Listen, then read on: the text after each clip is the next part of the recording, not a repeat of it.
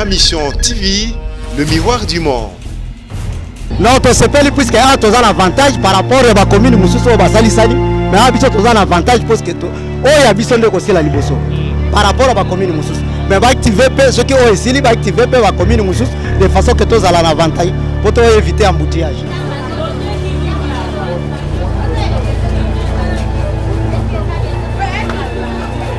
Félix a sali bien, pourquoi? Parce que cette mouton a sauvé Sili.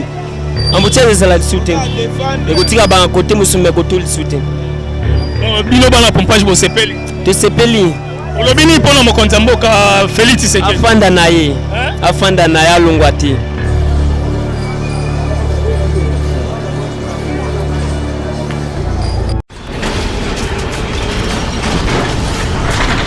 Ma Mission TV, le miroir du monde.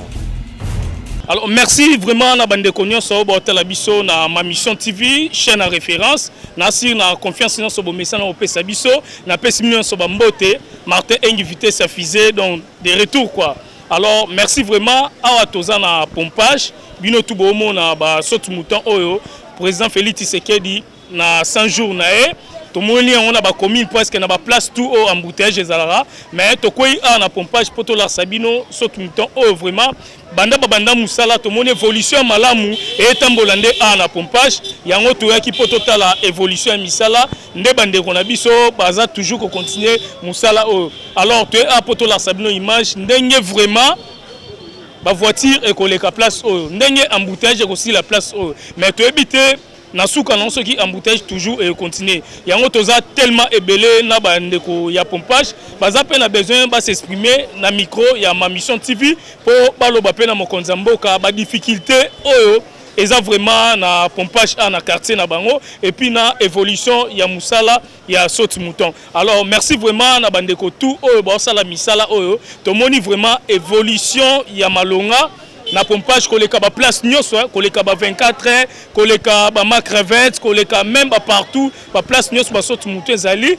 mais to moni quand même effort moko salami awa na pompage. Alors merci toza vraiment na ba ndeko oyo pe bazali papa soko poussa na boye Ma Mission TV ba nyonso ba hôtel yo soko poussa na boye papa comme ça to loba pona sotu mutu mbote papa papa a toza na pompage na si nzela o ba osala eza pona biso peuple congolais donc pour la population surtout il y a pompage bino mboza na ba difficulté il y a koleka pona ba transport alors na lingi o loba mwa mukie na bandeko tu ba otala yo non toza wapi non toza na le micro otala caméra toza na pompage d'avance na remercier chef de l'état pe na remercier yo mission oyo normalement to sepeli mais to sepelité na sens nini na place à dépenser bambongo ya sotu mouton fallait ndeba faciliter banzela mbudi kimbwala Don Bosco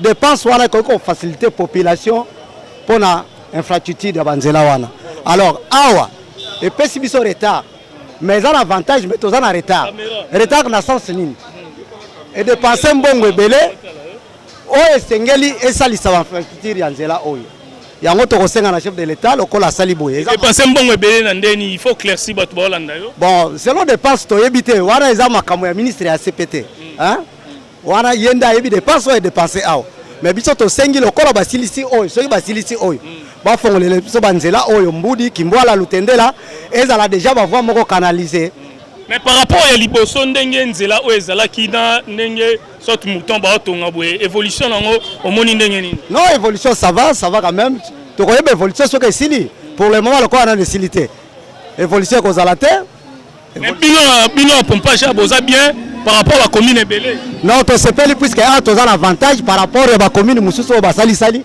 mais biso toza un avantage parce que oya biso ndeko sila liboso par rapport à la commune mususu mais va activer ceux qui ont ici va activer la commune mususu de façon que toza un avantage pour éviter embouteillage. Merci papa. Merci.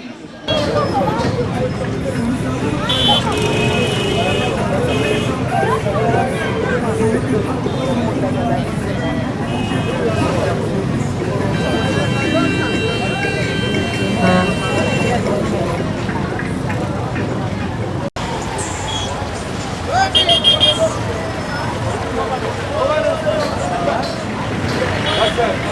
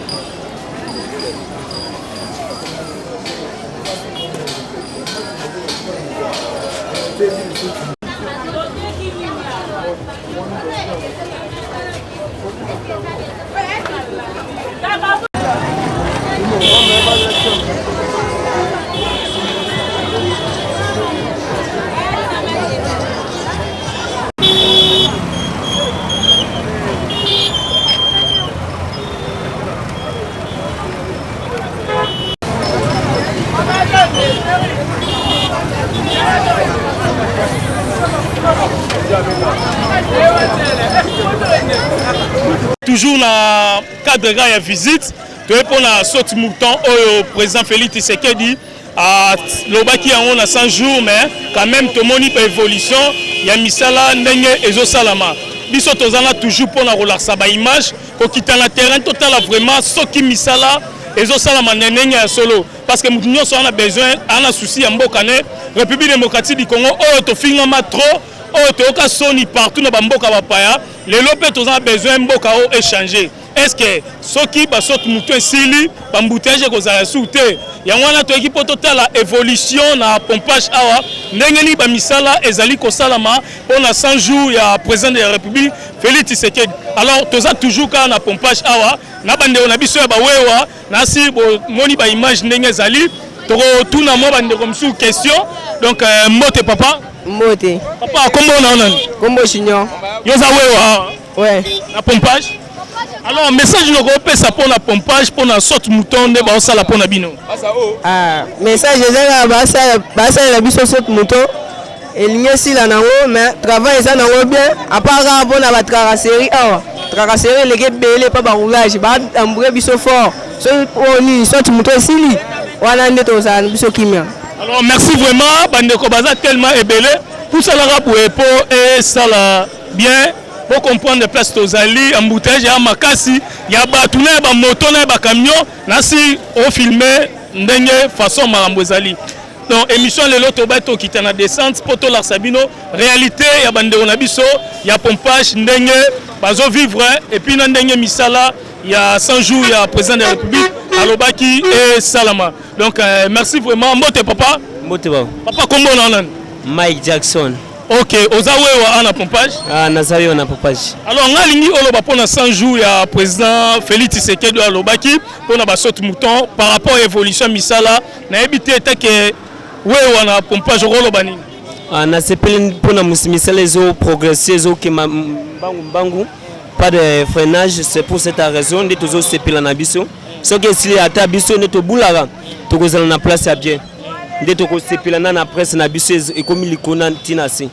Mais par rapport à ce mouton, ce qui est si est-ce que bamboutage va continuer toujours deux hommes aspect dans ce monde bah cette mouton Félix a sali bien pourquoi parce que cette mouton a ce qui est si embouteillage de la soutien.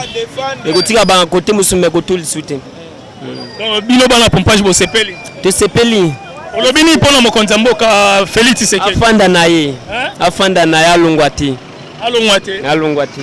Alors merci vraiment baobi président Fandana Longwate. On les a maloba bandeko ya pompage.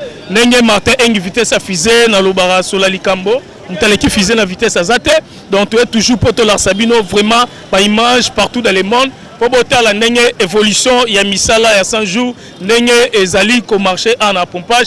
Nasir au filmer vraiment, bah tu vas que toi en pompage. Tu es l'embouteillage ba camion, ba moto, ba tout. Nous sommes vraiment eza awa côté bazo sala saute mouton. Donc tout ça vraiment image to la Sabino na ma mission TV chaîne à référence partout dans le monde ba hotel la biso. Évolution, il y a misala, il y a 100 jours, il y a chef de l'État Félix Tshisekedi. Nenge Alobaki et Salama. Alors merci vraiment na bande ko tout ba hotel biso.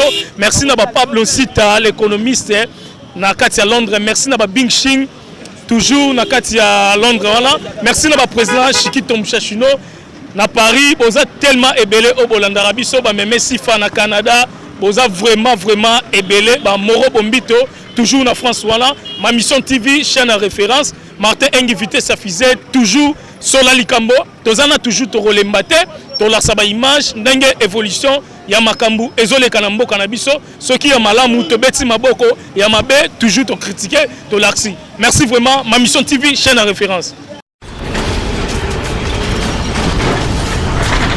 Ma mission TV, le miroir du monde.